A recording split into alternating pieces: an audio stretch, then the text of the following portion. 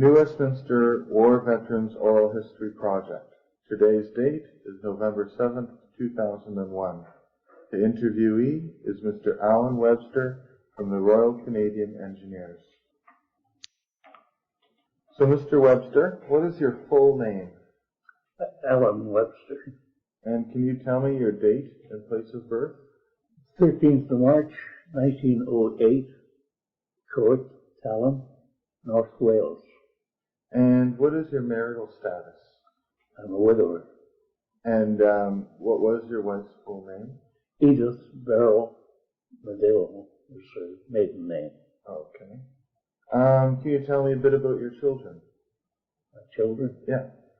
Well, we have two, Barbara and Bruce.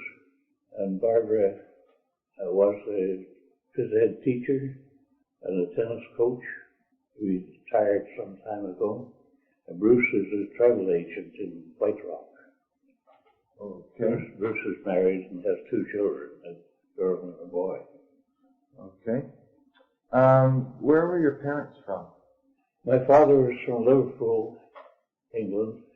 My mother was from Kirkcudbright, south of Scotland. And when did they move over to New Westminster? We came to Canada in 1911. My father had come out here in 1910. There was a bit of a depression in the old country at that time. We came out, he went to Toronto first in the summertime with no air conditioning. It was not a good place to be. So for a change, he moved to Lethbridge in the wintertime where it was about 40 below. And he didn't like that, so he came out to the coast in the spring of 1911. And they had one of the March where it rained a little bit at night and the sun shone during the day. And he thought they had things pretty well organized, so he sent for a family. And we came out in the fall of 1911. And the rain started.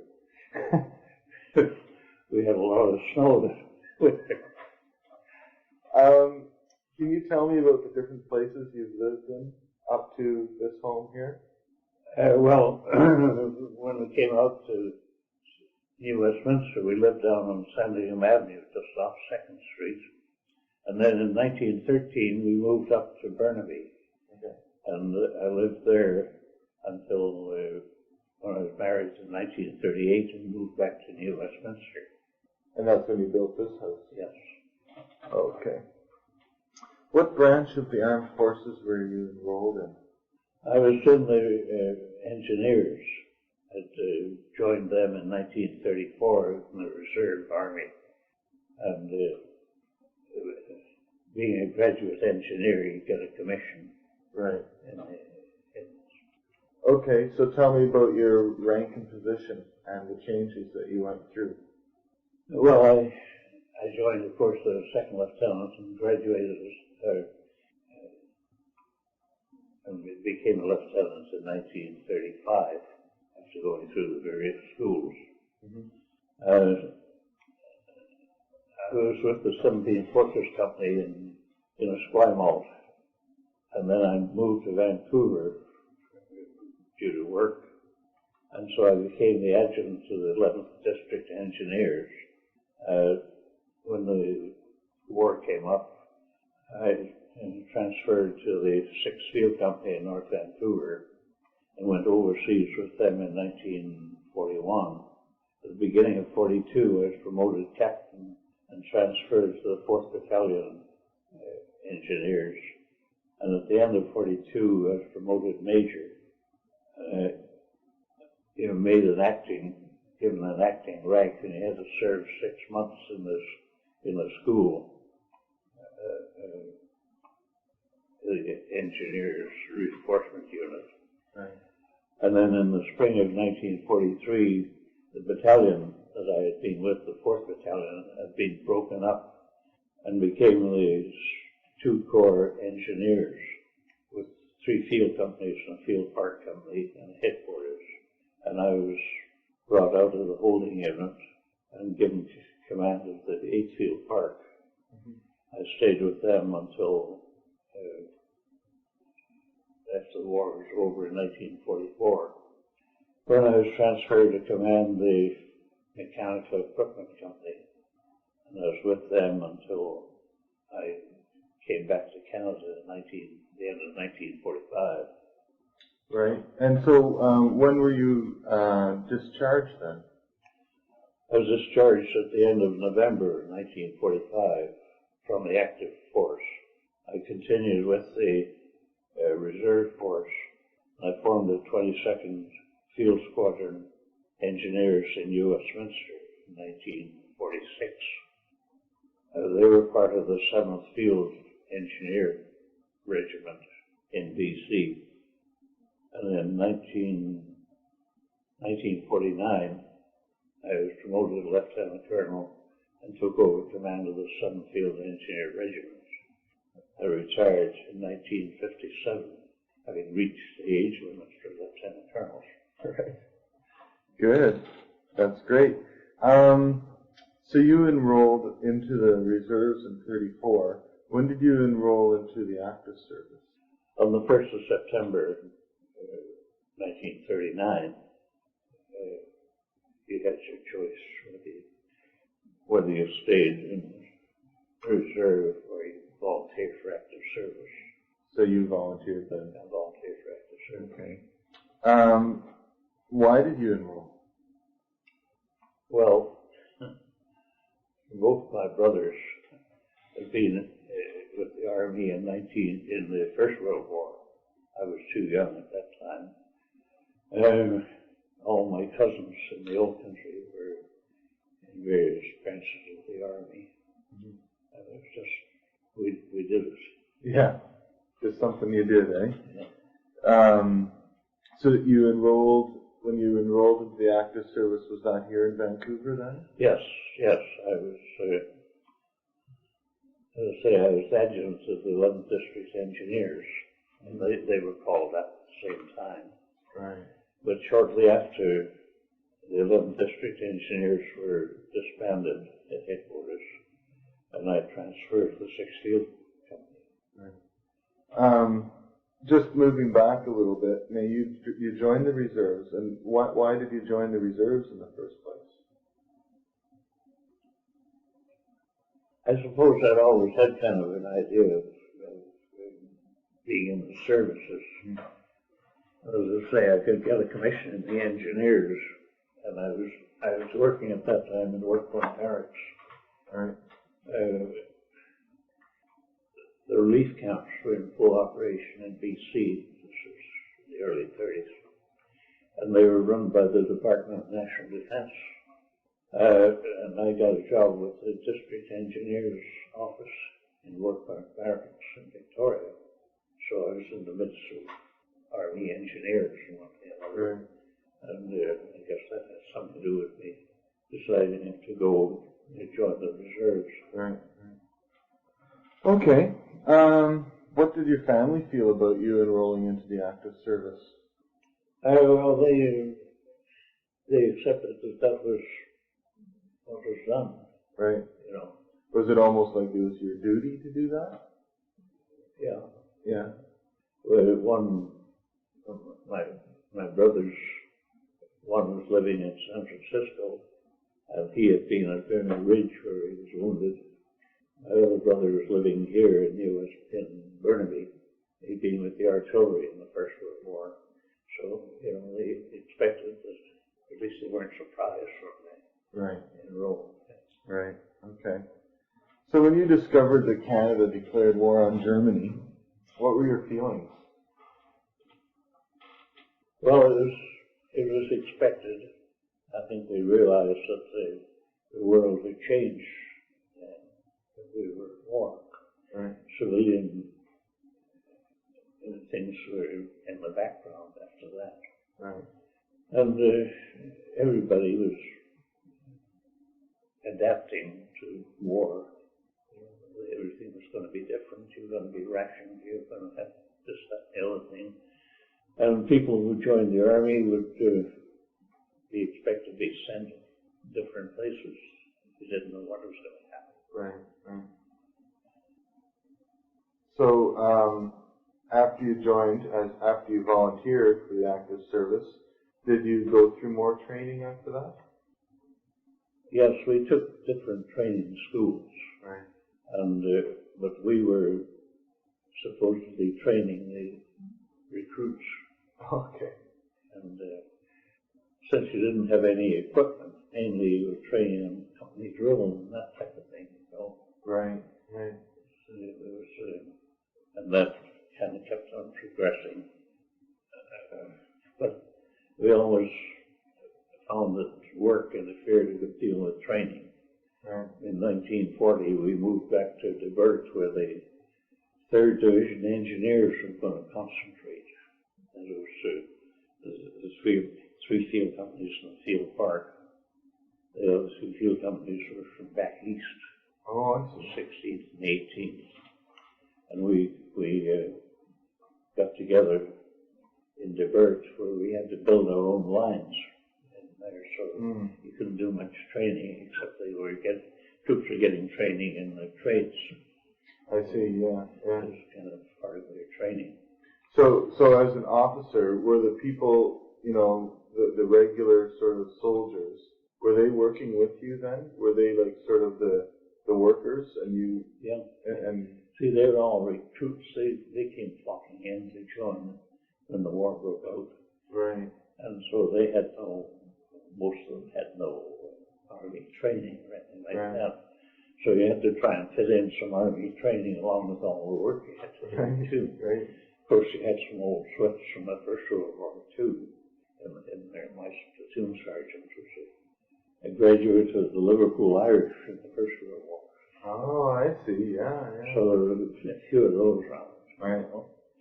They were, I think, viewed with suspicion because my brother, who was in the artillery in the First World War, he joined the Air Force in the Second World War, hoping to become a ground crew overseas.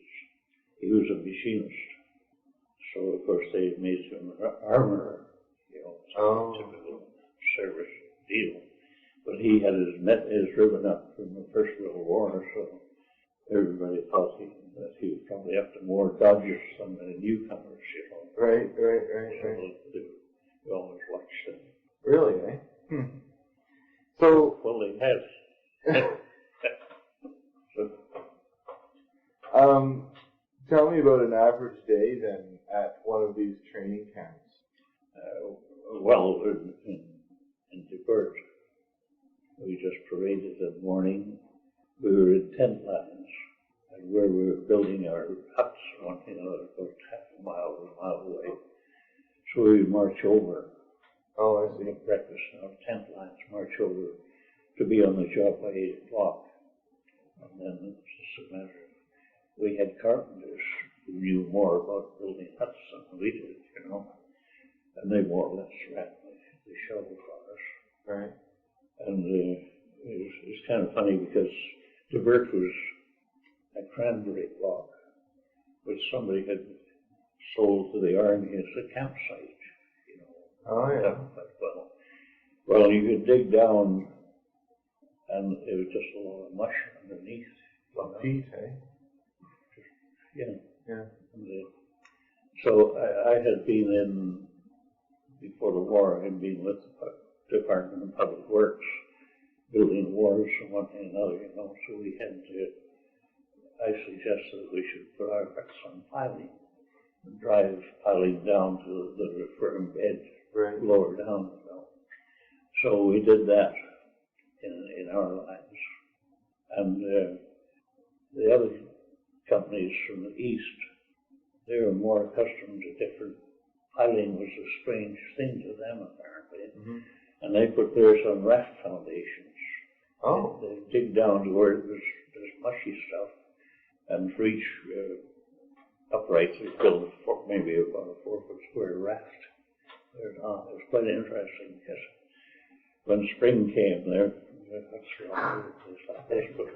but the ones on the piling, they stayed pretty stable. Yeah, yeah. So, anyway, we were always having kind of a difference of opinion with the eastern lads, Yeah.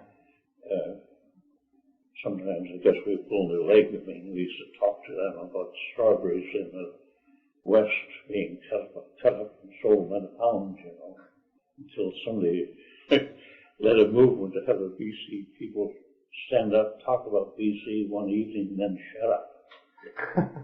So, but it was just different. Yeah. Yeah. One of our sentries one day was approached by one of the natives who was quite excited. They just cut a 12-inch board in the mill. Yeah.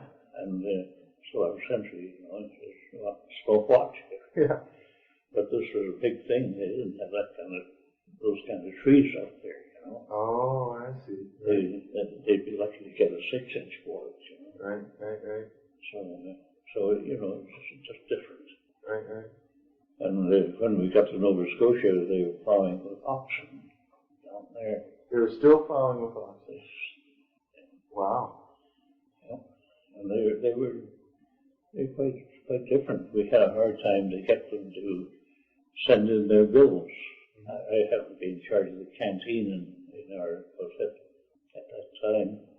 And I was saying, well, we want to bill on a monthly basis because we had to make out statements every month, Oh, they only sent their bills out every 6 months. And I said, well, one of these days you're going to find we're not here to send bills to. That happened with the Westminster Regiment. They went back to the berth on the way somewhat later than we were, and they were shot overseas. And I know there's a lot of bills following them around the place from these people in Nova Scotia, Yeah. They just didn't rush things. Right. Nice and relaxed. If you wanted something in a hurry, you had to send your own trucks in and get it. Oh, right. Deliver it next week, maybe. So tell me, what was it like going across the Atlantic? Well, we were in a convoy of, I think it was nine carriers, and we had the Ramillies and the Repulse embedded in our thing, which was a very comforting sight when you saw those two there. And we had were they frigates or no? They were battleships. Okay. And we also had some of these Lend-Lease destroyers around, and they did get a submarine one night somewhere out in the mid-Atlantic. And then Lord Haw from Germany, I don't know if you ever heard of him. I've heard the name. Yeah, well, he was broadcasting that a big convoy of troops had left Halifax, and that they would never get to the old country because the German Wolfpacks were waiting for this, And so we got somewhere off the Scilly Islands, I guess it was, and we heard that there was a big conglomeration of enemy bombers were heading up to meet the convoy. And I know that day I was orderly officer, and there was another lieutenant who was the gunnery officer. And we were running around never diminishing circles, wondering what do you do? There's not much you can do. No. But it so happened that the enemy planes found a convoy about 50 miles to the south of us, a freight convoy. And they mistook it for our convoy, and they attacked it and sank some of the ships there. Wow. So we never saw anything. And then one of the hedgehogs came up to meet us. The hedgehogs were converted, I guess they were cruisers, but they were completely enveloped in anti-aircraft guns. They stuck out like a hedgehog, actually. Oh, I see. And so they escorted us into the Clyde. And we got off, the engineers were the first ones landed off the convoy. And we headed by train down to Aldershot. And they were bombed that night in the Clyde. The rest of the... Lots of close chances, hey? The rest of the convoy, Okay. So we got down, actually. We landed in Aldershot on the 1st of July, 1941. And is that where you were stationed? Well, that's where we went first. Right. We dispersed from there. And from there we went to a place called the Land of Nod, where we were building the detention barracks for troops, you know. Oh, okay. And so there we were introduced to the missing huts and stuff like that. Oh, I see. In the Vogue over there, you know, they were just semicircular. Like Quonset huts, right? Yeah. Yeah.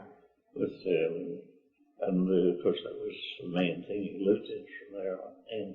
So anyway, we were building that camp. It was our first job. And then we'd go out on exercises. They were working on a way of destroying minefields, or blasting paths through minefield by drilling underneath them, you know, and exploding upwards. I don't think it was ever used, but somebody had a bright idea, so we went out there. And another time we went, they'd come up with the idea of making quick airplane runaways by leveling the ground and then putting tar paper over the whole thing. You know, we went up to a place to see this. And then when the planes came in, they lifted the tar paper behind them. They came trailing miles of tar paper behind them. So it was never a real success. I don't think anybody ever used it. Right, right. And so we went to these various types of operations, you know, but mainly we were working. So, sorry, so basically your time on the island in Britain was spent working, not training, right? Well, yes. And then we'd go on exercises. Oh, you know, they suddenly have an exercise, a full divisional exercise, and just to test whether we could move from A to B. Oh, I see. So everybody let you. But the officers were sent on courses. And I went to one of the early courses at the School of Military Engineering up in Ripon. And this was the first Bailey Bridge had just come out. And there were about 50 of us in the school, about 4 of us Canadians, the rest were from British outfits. And we spent one day, we built an 80-foot Bailey Bridge across a gap. Right. And took it down, put everything back in the stores in one day. Wow. I don't know, this looked like a classic piece of equipment, and of course it was. But then we went onto the Ingalls Bridge, which was from the First World War, where they had a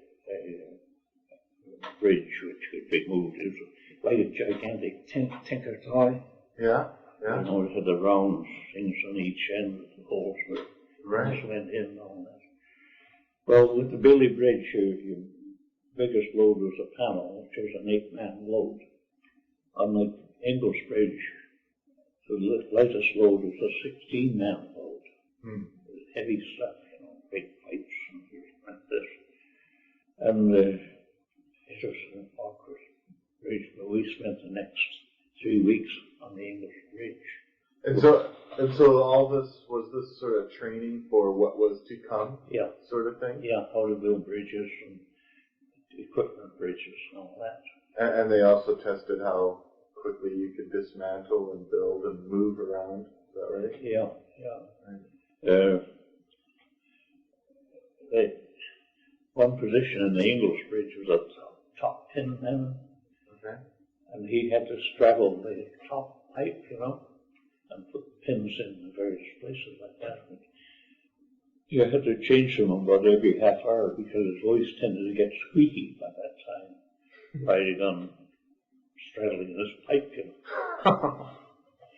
So, anyway, that was,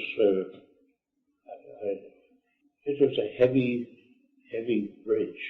And when we were going out on a cantilever, they had to build a crane to run along, carry the pieces out, you know, because you couldn't have 16 men standing in the gap with this thing.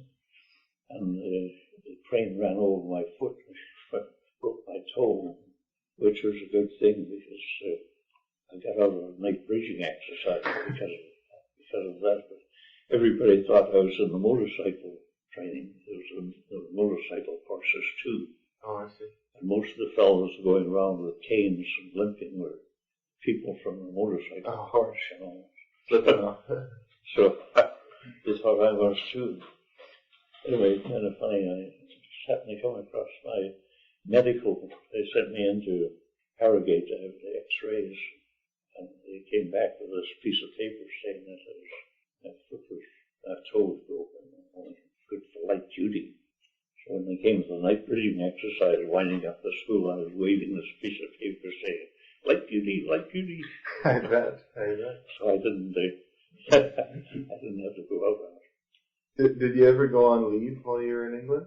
Yes, when we first got over, we were given our landing leave because I checked my platoon, and practically all of them really were had been born in the old country, and they had people over there. Of course, I had a lot of cousins in that too. So I went up to Greenwich. What you did, you went to the farthest point first, then worked your way back, type of thing, you know. Oh, I see. So I went up to Greenwich, and we'd been over in 1922, so this is about 20 years later. And my uncle and aunt there, they had a big place and one thing or another. So I thought, I'll go up there. And getting there about 9 o'clock at night, and I suddenly had a rush of brains to the head, and I thought, you know, it was 20 years later, and my aunt may not be, and my uncle had died, and my aunt may not be in good shape. So I started looking for my cousins, and finally linked up with them. Well, my aunt was away for the summer, and it's just as well I didn't get up there, because the house had been converted into a Wren's barracks. Oh, really? Yeah. I could see myself tramping up the driveway at 9 o'clock in the evening, running into a whole nest of wrens. Anyway, I linked up with my cousin, one of them, stayed with them, and I worked on my way back down to England and saw them all. Right. And what was it like in England at the time with the people? What was the atmosphere like? They were settled in that it was going to be a fairly long war, but there was no question about who was going to win. They knew that they were going to win. They were going to win. The Americans were not in, of course, and they had this misfortune in Russia. So in England, there's no question in anybody's mind about who would win that war. Everything, you know, everybody was on ration. It was blacked out, and they'd taken down the signs on the roads so that if the enemy did land, he wouldn't know where he was. We didn't know either, you know. But anyway, it was all down, and they had the home guard armed with pitchforks and one thing another, you know. No kidding. That was, you know, they hadn't done anybody in, but they saw it. In fact, we early on, I guess it would be January of 42, we had a big meeting down in Brighton, and Montgomery addressed. He was in command of the southeast section at the time. Right.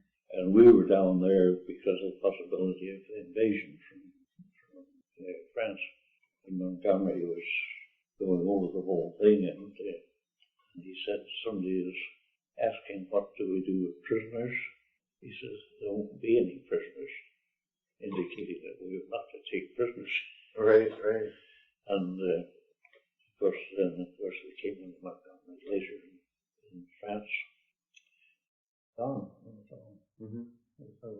Nothing else to do.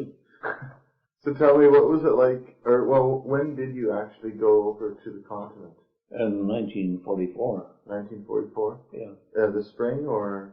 Well, no, D-Day was June the 6th. Right. We didn't go on D-Day.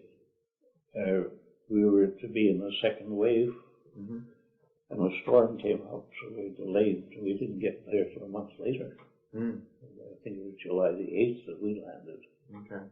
And we were supposed to camp at Caen, However, things had not gone as fast as they expected because we didn't own Con.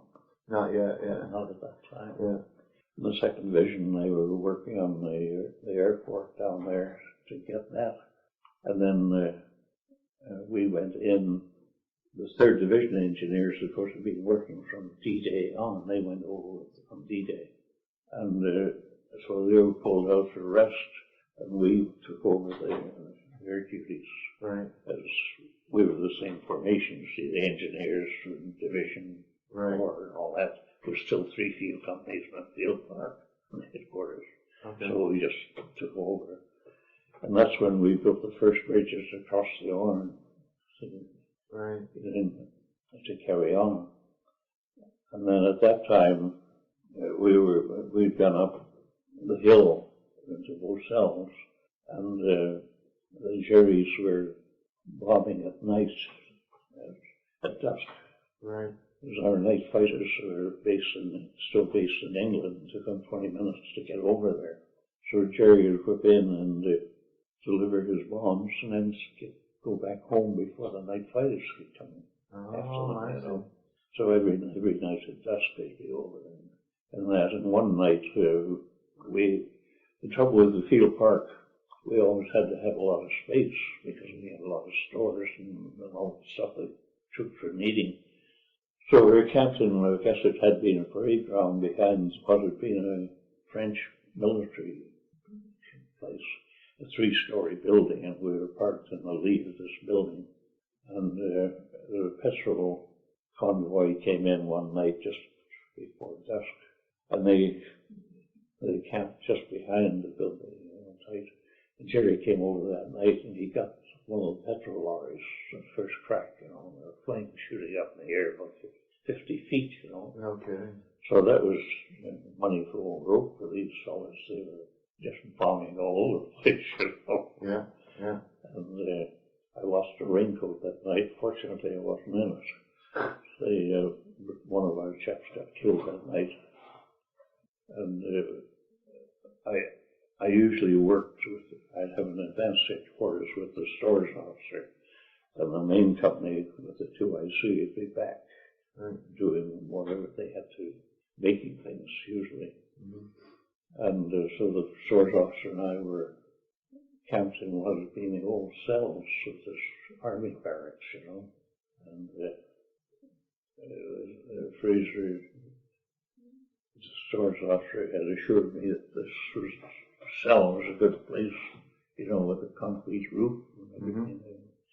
The next morning we were looking around, and the overhang of the roof with one of these shells got right through it. No kidding, hey? So I pointed this out to Fraser. I said, his assessment of the situation hadn't been that hot. But he was the brother of Blair Fraser. He was the editor of the Maclean's magazine. Oh, okay.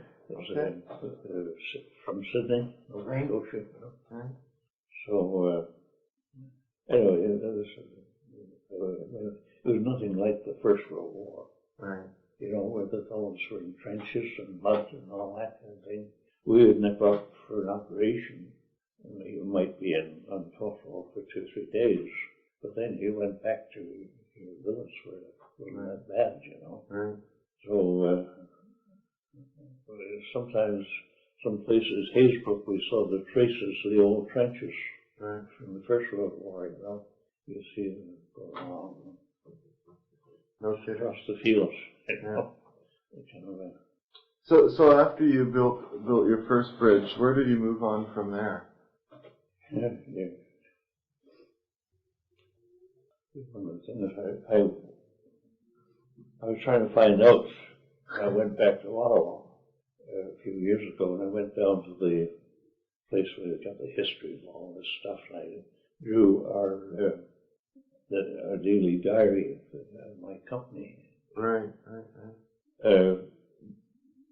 Most of the time I wasn't with the company. The 2IC wrote up the diary, you see. Right. So he'd say where the company was established, But I'd be in advanced headquarters, and I just got into the company when I had to, So was advanced headquarters up near the front lines? Is that right, or? Well, we had to be up with, in contact with the fuel companies to find out what they were going to do and figure out what stores they were going to need.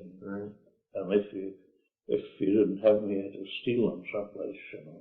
Right. Kind of deal. And we were heading down towards Falaise. This was the objective. And I don't know how far down the line we got on that. We stayed in a place, Saint-Omer, and then in Holland, we were in a place, Locarno. And from there, we had the operation at Leopold Canal, where we were supplying stuff up there. And then we moved on into Holland. And we had the Scheldt estuary operations there, where we freed the engineers' stores across the Scheldt to the landing beaches and that type of thing. Oh, I see. Yeah. And then we moved to Nijmegen and spent the winter in Nijmegen building up supplies for the spring advance, you know. And that would have been the Rhine then, after that? Heading down toward the Rhine, yeah. Right. And the roads got pretty muddy, you know, they had snow and one thing another. So we were stockpiling logs to put in the roads so they'd be able to get the convoys across and tanks and all that, you know. And, you know, you had to build up, we were talking about 100,000 logs that we had to build up, so wow. To be ready to get ahead. At the same time, we knew that somewhere along the line we were going to be building a bridge across a wide river. And so we were making anchors in our workshops. We get Bailey bridge panels that were bent or something had happened to them, you know. And we'd weld flukes onto them and stockpile them against the time when we were going to have to build this bridge, which I showed you a picture the other day. And so we had, you know, when we got there, we had the stuff ready. So you had to try to scrape up information and kind of keep your ear to the ground as hope isn't possibly going to happen. Right. So you'd be ready when it did. And I guess you had to be ready to move fast too when it did, hey? Or... Yeah, well, we couldn't move very fast. We used to get the Army Service Corps to send in a whole bunch of lorries, you know. Right. We couldn't transport it with our stuff. And then we were very crafty about these things. We had 300 feet of cable attached to each anchor. And then we had 50 feet of cable attached along the bridge so that they could bring them up together, and with cable clamps you could adjust them to pull the bridge into line, you know, and all that kind of thing. I see. So we got a good straight line across there. So what was it like crossing the Rhine then? We didn't cross it. Which was the bridges for the armored people to go across and attack Emmerich down river, you know. So I don't think we ever crossed the Rhine on one of our bridges. We crossed later on, you know, but whoever built the bridge, I don't know, the British built 4 bridges at that place too. What were the people like in Europe? What were the civilians like? Or did you see them much? Not that much. In Holland, the civilians were very pleased with Canadians, you know, and they were very helpful. But in Holland, they were also looking at what was going to happen after the war. Right. And there were 2 parties in there vying for position as to who was going to run the country after the war. And there was the Orangery, and I forget what they call the other bunch. And there was a little strife going in there too, you know. And you kind of had to watch it because you'd get a committee of citizens saying this cafe had to be closed because it served the Germans when the Germans were there. So, but you probably find it was a political move on the part of one of these parties, you know. So you had to be careful what you did. And did you ever go on leave while you were on the continent? Well, no, I got sent Christmas of 1944. They decided to send 6 field commanders, I think, back to England to visit the holding units, to offer comments on the type of training they're getting in the holding units. Right. So we took off. We were to fly over on the courier plane one night, and so we took off and arrived at the place where the courier plane was supposed to come in. It didn't come, apparently. It run into difficulties somewhere on the way, so we spent the night in Ghent, and I remember we had dinner in some big hall with armorial bearings and everything around. Very pretty place. And then the next morning we went to Bruges and took off on a motor torpedo boat for Dover. And it was a calm, beautiful day. And we went across in this motor torpedo boat. No problem. We got into Dover that night, and then I don't know where the other guys would go, but my first stop was in London, and we had billets in what had been the old fire watchers places, you know.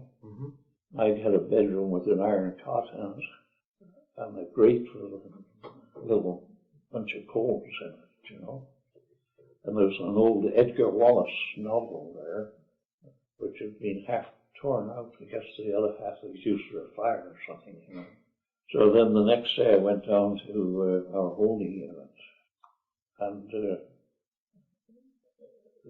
then I was supposed to give my talk on from Normandy to Nijmegen, you know.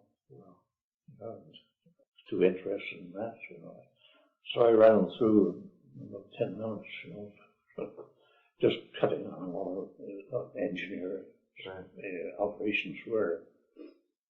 And then I went to London and visited CMHQ. It was kind of funny, because the chap who had been adjutant of the 3rd Division Engineers, he was a pain in the neck, actually. But he hadn't gone over to the continent. Right. He stayed in London. And he was a lieutenant colonel by this time. Last time I saw him, he was a captain, you know. And there was a major there who had been adjutant of the 4th Bun when I went to the 4th Battalion.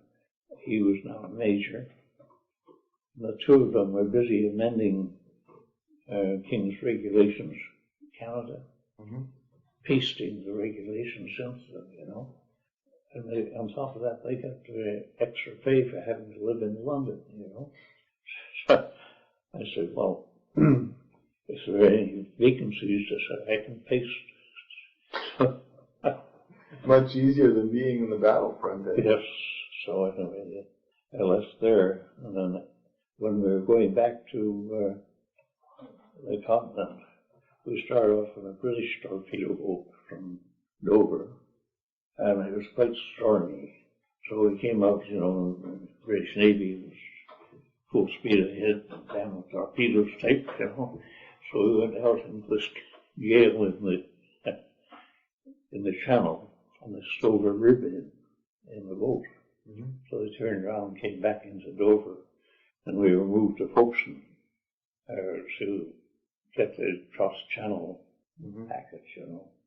But the funny thing was, when we started off on the British torpedo boat, their wardroom was small, you know. There was only 2 or 3 officers. And in our party, we had 2 brigadiers, 2 colonels, and I was a major, and there was a captain from one of the signals, I think. So as soon as we got on board this boat, and as I said, the weather was not nice, the 4 high-ranking officers went into the wardroom, and the captain and I were out on the deck. Well, we had long coats on and that. But when we came back in, the water had dried on us, and we were just all salt from head to foot, you know. Okay. However, this was made up by watching these high-ranking officers who were all seasick. They were green. So we travelled across on the cross-channel packet that night and landed in Bruges. And the next morning, these four were still seasick, you know. Yeah. And the captain and I, we were in fine fettle, you know, under his horses, saying, "Don't you want your breakfast, sir? I'll take that." So anyway, we finally got back to our units. Right. And then we carried on with the spring into Germany, across the Rhine, and all that kind of thing. What was it? What were your living quarters like when you were on the continent? Well, I had a caravan, which was made back in my rear headquarters. Mm-hmm. They picked up a late kind of caravan, which I used partly as the office for the stores to keep track of what stores we had in and what we'd gone out and, you know, what we needed and that. Right.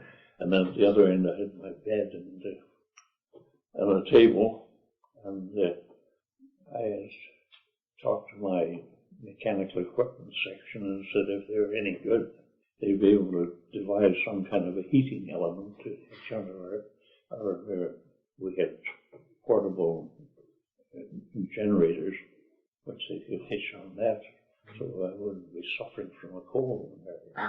The only trouble was it was kind of lightly sprung, this thing, and on occasion they blew up the temporary bridge, which was just near where we were. And my caravan was going like this for quite a long time afterwards, you know. What can you describe what a caravan is?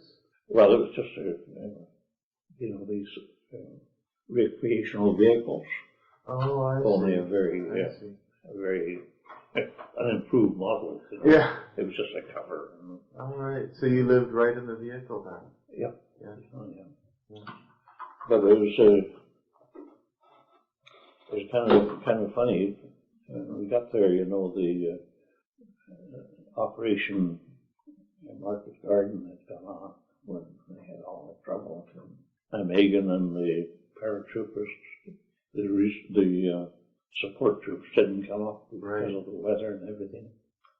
Well, General Guy Simmons, he was our corps commander.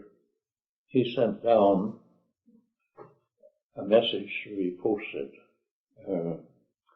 kind of along the lines, where others fail, two corps moves in, you know, which was not a very good thing. It was the British, one thing or another.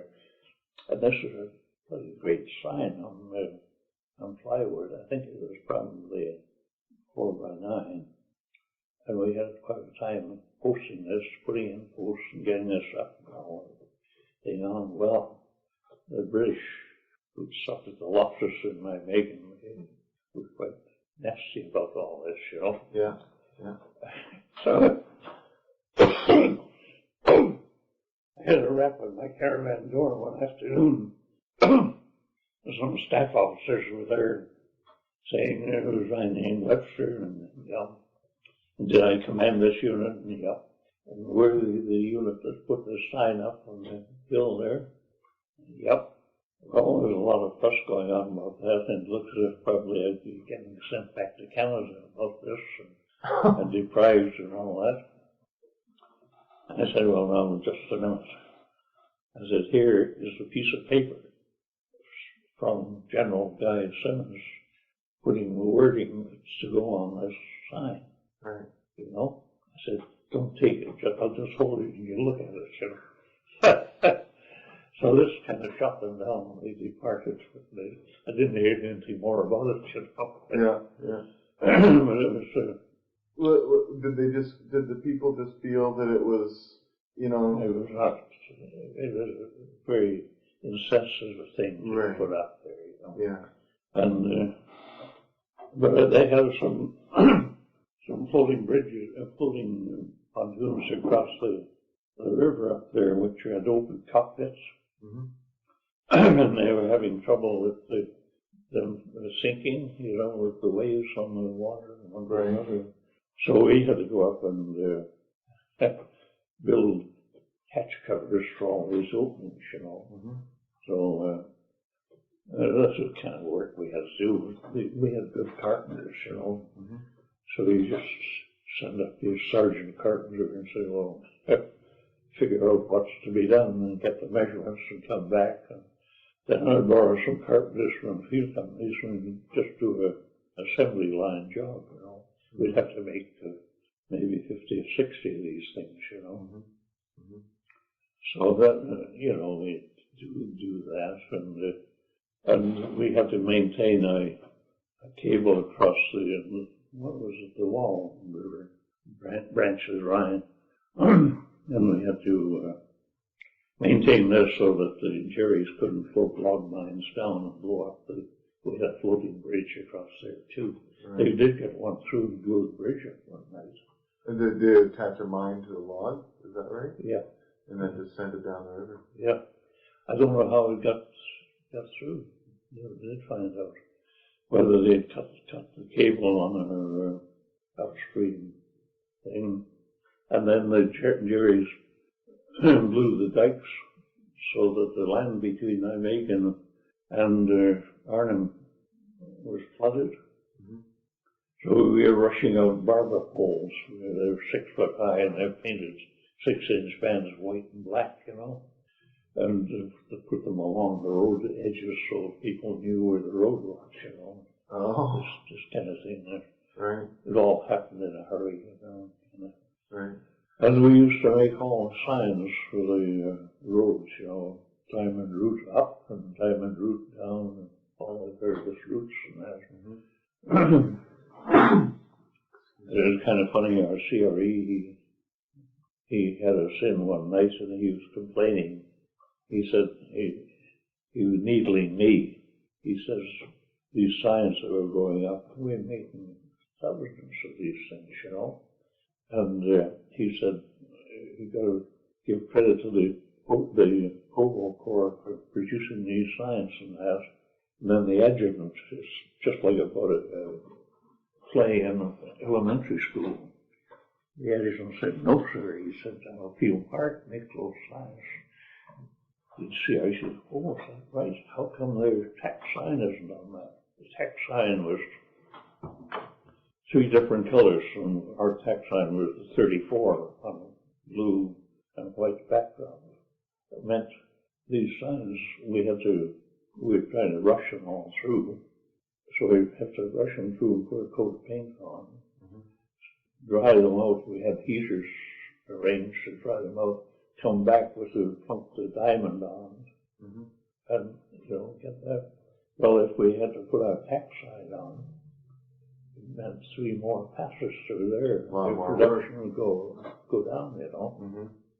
And so the CRE was saying, well, how come your tax sign isn't on? We don't know who's doing it. So I said, well, I understood we're all pretty well on the same side in this thing. Who cares who does it? I said, I don't have to advertise. I've got lots of work, you know.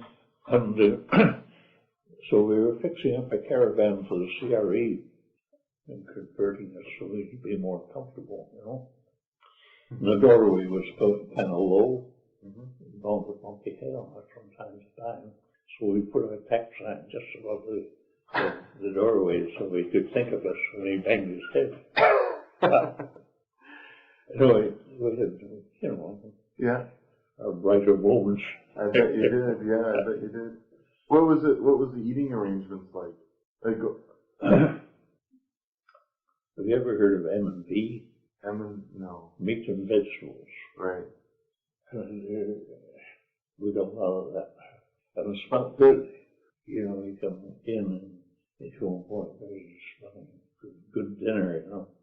You get about halfway through, and that's all you could take. Not good? In the First World War, they had McConaughey's, which was a similar idea. And when we were in England, I was 2IC of the company there, looking after the rations and all that kind of thing. And the cook said he'd drawn some rations, and there's one of the tins, or a number of the tins were dented, you know, or pushed out. I went down and had a look at it, and they were McConaughey's from the First World War. No kidding. they were stamped 1917. Eat what you got, I guess. So we sent them that. I bet. What about mail service and things like that? Well, the mail service came through. Yeah. Did you write back home to family or anything? Yeah. They got some of them. And the mail coming the other way, cigarettes didn't seem to get through very well. But pipe tobacco, I smoked a pipe, so pipe tobacco came through all right. Right. And all the postal corps had all the cigarettes they could use, I bet. Were you married at that time? I was married just a year before the war broke out. Right. So you were writing to your wife, I guess, right? Yeah. Did you have children then too, or?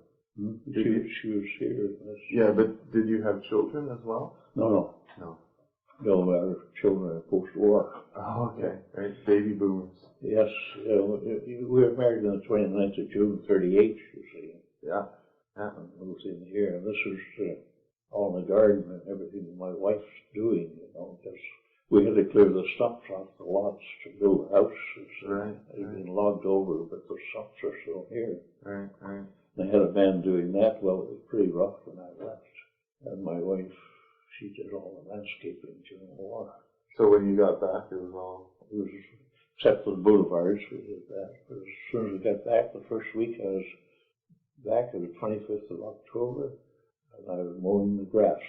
I didn't have a battlement to do this kind of thing. I missed it. Anyway, and a week later, I was shoveling snow. Yeah. First week of November, Doesn't happen much now. No. So you were injured once, right? You broke your toe, right? Were you ever injured any other time than that? No. And what about, I'm just going to go through some of these questions here. In terms of the liberation of European countries, did you participate directly in that? No, not officially, which is kind of embarrassing. I was always looking for stuff we could use, and I went into a Dutch town, which was full of Americans, and as soon as I came in with my Canadian marks on my Jeep, I got a very warm welcome in the place, Yeah. Because the Dutch still think the Canadians are pretty good. Yeah. Well, they were very good and very, very welcome. Yeah. They still are, aren't they? Yeah. What about social life on the continent? Was there a such thing? I don't remember.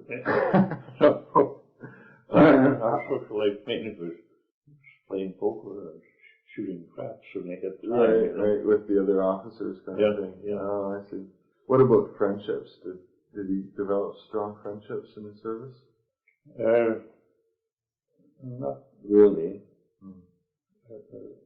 They like the officers, they're all back east. One of them was from Newfoundland, one from Sydney in Nova Scotia, one from the Prairie, nobody from BC, except myself. We used to have some good arguments in the mess about respective merits of our part of the country. Yeah. There's one, my 2IC, he was manager of Clark's Dairy in Ottawa, and his